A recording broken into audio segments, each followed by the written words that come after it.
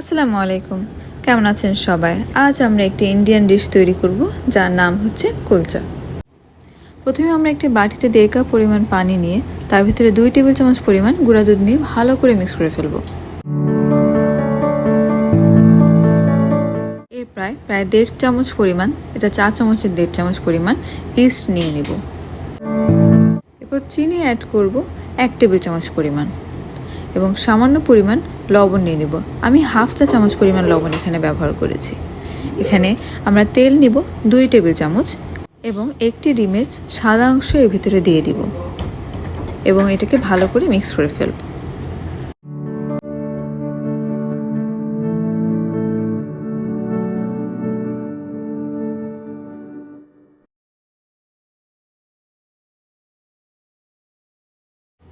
ভালোভাবে মিক্সড হয়ে গেলে আমরা এই মিশ্রণটার ভিতরে 2 কাপ পরিমাণ ময়দা নিয়ে নিব এবং ময়দাগুলোকে আমরা হাত দিয়ে ভালোভাবে মাখিয়ে ফেলব।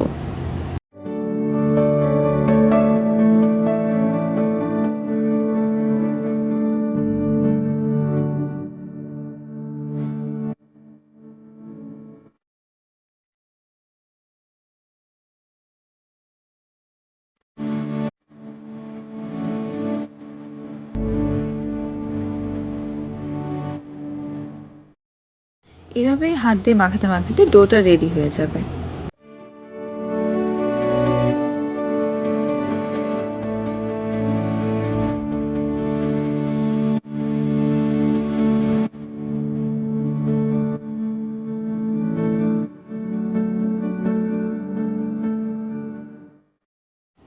দেখতেই পাচ্ছেন ডোটা রেডি হয়ে গিয়েছে। এখন আমরা এটা একটি প্লেট দিয়ে ঢেকে দিব এবং একটু সাইড করে রাখবো। প্রায় 30 থেকে 40 মিনিট পর যখন আমরা প্লেটটা উঠাবো তখন দেখব এরকমভাবে ময়দাটা ফুলে গিয়েছে এবং ময়দাটা খুব সফট হয়ে গিয়েছে। ময়দাটাকে আমরা আবার একটু হাত দিয়ে মাখাবো এবং এটা আবার সাইড করে রেখে দিব। এখন আমরা একটি প্লেটে 4 থেকে 5টা আলু সেদ্ধ করে ম্যাশ করে নিয়েছি এবং শুকনো মরিচ ও পেঁয়াজ কুচি হালকা ভেজে এবং সামান্য পরিমাণ লবণ নিয়ে এটাকে আলু ভর্তার মতো করে মাখিয়ে ফেলবো। দেখতেই পাচ্ছেন মাখানো প্রায় হয়ে গিয়েছে। এখন যে ময়দাটা রেখেছিলাম সেটা একটি বড় পাত্রে নিয়ে এটাকে বেলতে হবে।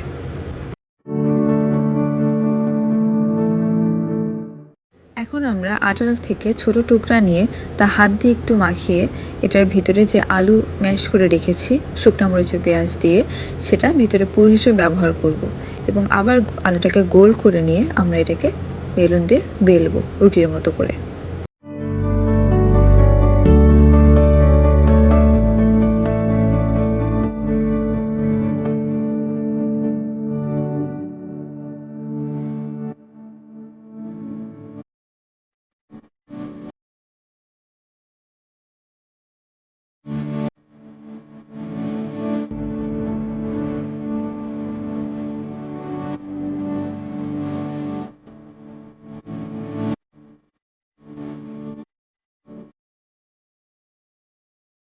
দেখতেই পারছেন এটা বেলা হয়ে গিয়েছে। এখন আমরা এটার উপরে কালো তিল এবং ধনেপাতা দিয়ে ডেকোরেশন করব।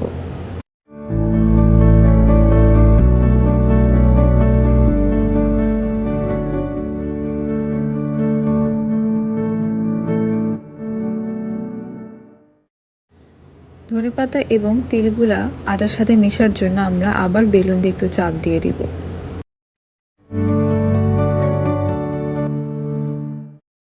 কুলচাগুলো বেলা হয়ে গেলে আমরা একটি ফ্রাইং প্যানে সামান্য পরিমাণ পানি নিয়ে পানিটা ফুটে গেলে তার ভিতরে একটা একটা করে কুলচা দিয়ে ভেজে নিব।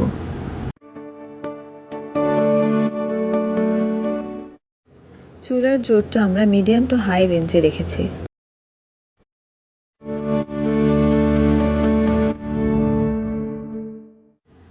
যখন ফ্রাইং প্যান বেশি গরম হয়ে যাবে তখন আমরা মিডিয়াম আঁচে দিয়ে দিব।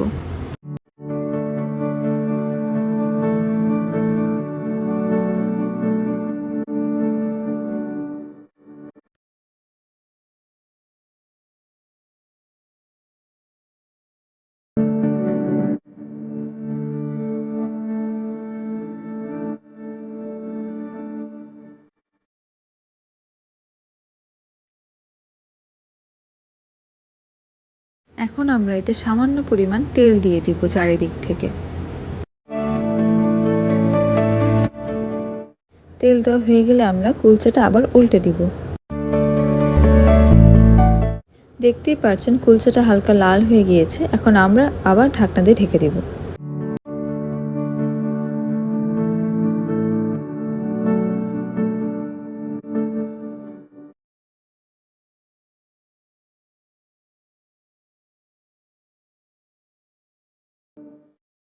দেখতেই পাচ্ছেন কুলচাটা সামনে এবং পেছনে দুই দিক দিয়ে ব্রাউন কালার ও বাদামি রং হয়ে গিয়েছে। এটা তার বুঝতে হবে যে ভাজা সুন্দর মতো হয়ে গিয়েছে।